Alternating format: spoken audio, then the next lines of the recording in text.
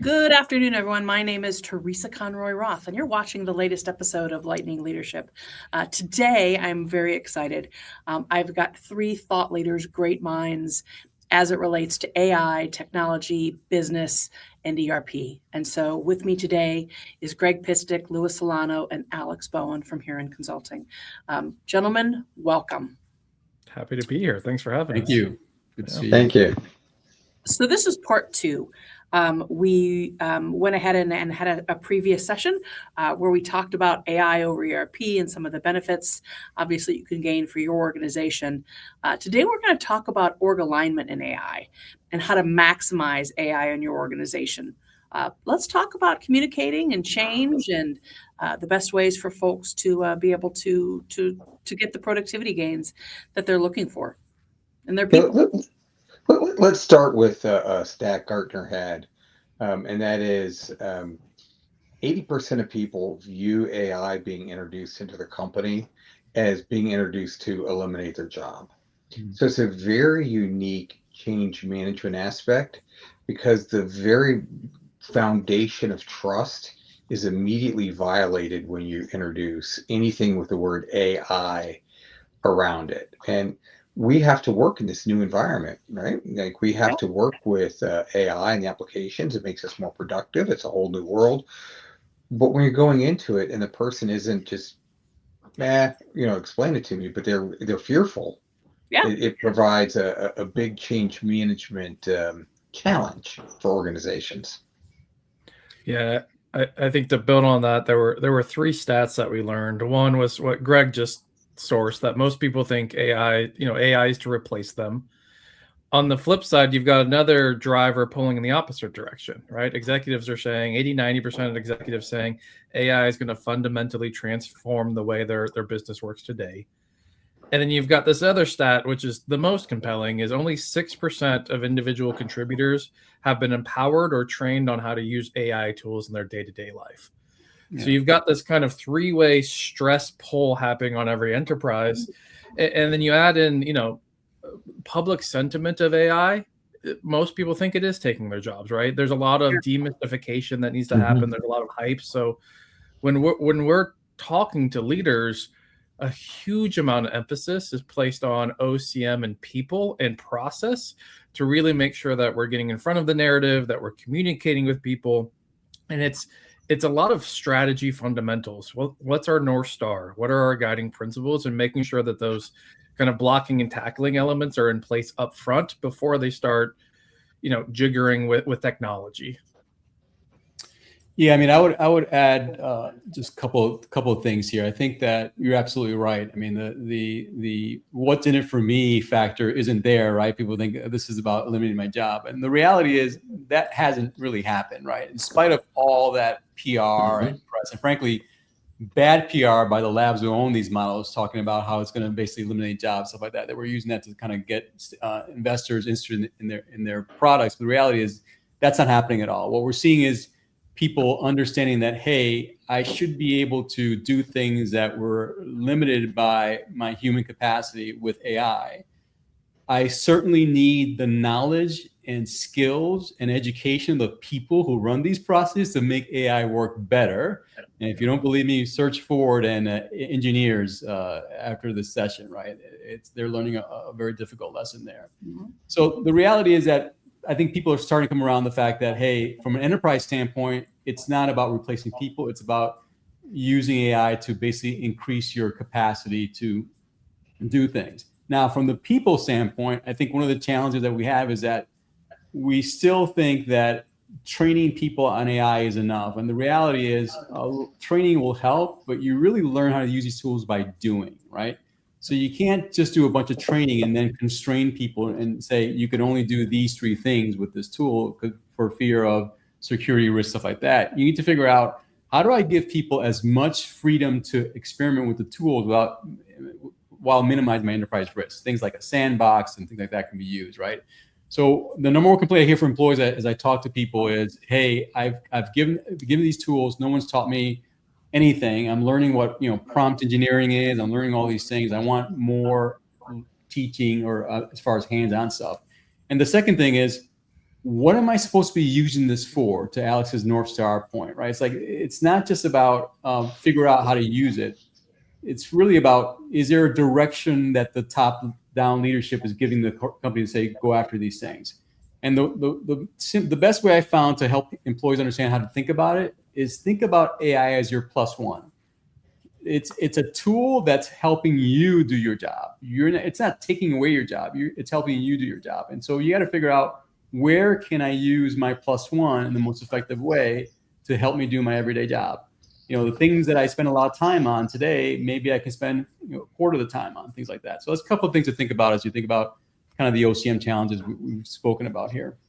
And you're so true in that a lot of people report back after they first have to use it for a while.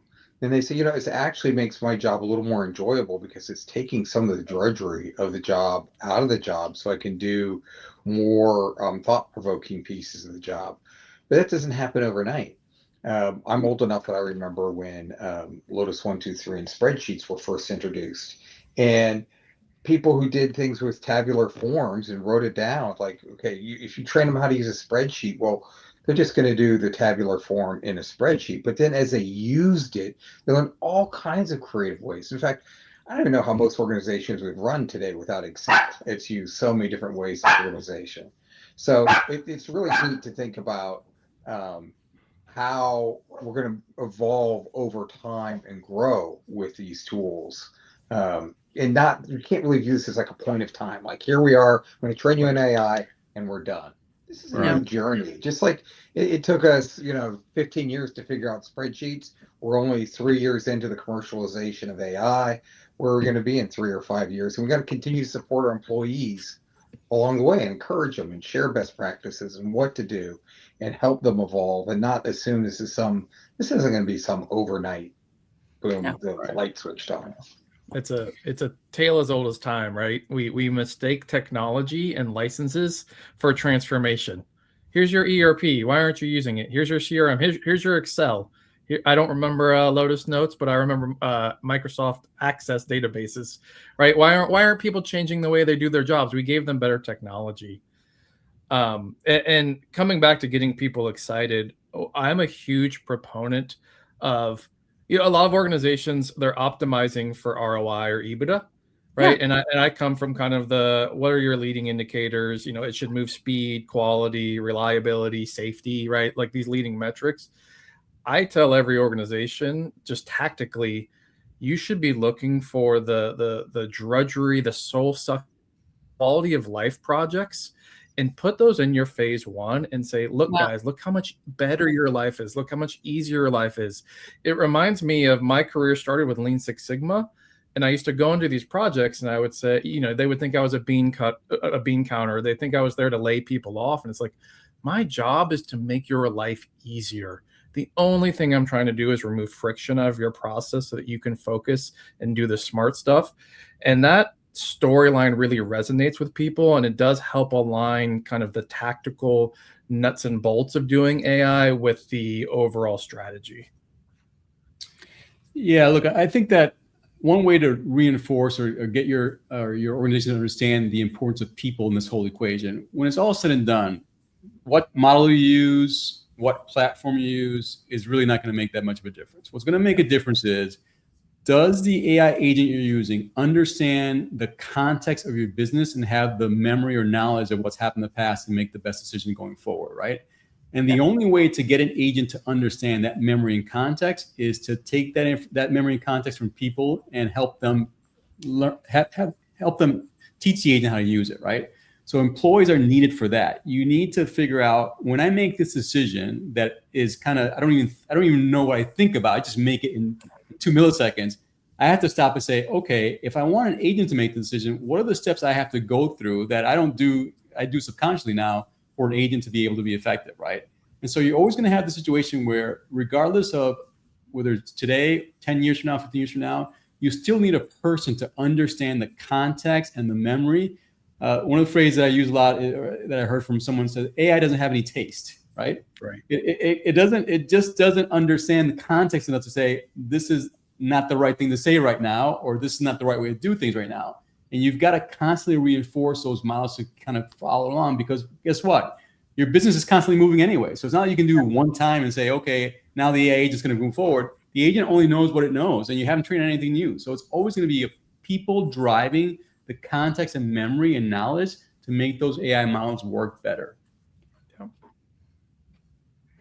I call it building a second enterprise brain, right? And so much lives in the culture of like that we don't think about, right? Like, are we a company that yells at our vendors or that collaborates with our vendors? Are we a company that's going to buy a little extra inventory to make sure that we're safe, or are we going to run super lean, right? All of that stuff that lives in human behavior. AI has no context, and it's just going to make decisions based on its training models. So it's super important to capture all of that. Yeah, the other thing I would say is that from a people standpoint, leaders have to start thinking about AI as a core competency. It is not a handful of people understanding AI. You have to think of it as a core competency. It's literally like, do you know Microsoft Office, right? That's a level of competency it has to get to, and that's really where we're not there yet, obviously, but that's where you're gonna get to overall, right? This is a core competency. You're going to walk in and hire a knowledge worker to basically do, let's say it's accounts payable, accounts receivable. You're going to ask that person 5 years from now, what kind of agents have you built, and how do you use your agents today, right? Like if we brought you on board, talk to me about how you think AI can help you do your job in our world, right? So it is a core competency that people have to start thinking about, not only from the enterprise side, but from their personal development side, right? That's the way you should think about it. Yeah, and that's a great. Go ahead, Greg. That's a great analogy on the Office, because also Office has evolved so much over time, and now it's integrated with Teams, fundamentally changed the way that we work and talk with each other. It's going to have to be that type of core competency where it's just part of what we do and how we interact with each other, how we see the world, and how we use tools to do our work. And that's not going to be, for executives, an overnight change. This is definitely a journey where we need to support our journey and have that important part of people in this whole quote AI equation and this AI journey that we're going on. Go ahead, Teresa. No, you had said, Louis, that in 5 years, right? And I automatically thought, hey, that's probably 18 months to 2, right? Because people are coming in so quick. I think of AI being in SAP and Oracle and Workday, right? All of the major software solutions have Salesforce. I mean, has some component right now of AI. And so I think, from a skill development and a encouragement within an organization, those skills are going to be are coming quick. Yeah, it's from my point of view, it's a leadership expectation I have right now. Every person on my project, I ask them, "Are you using AI? How are you using AI?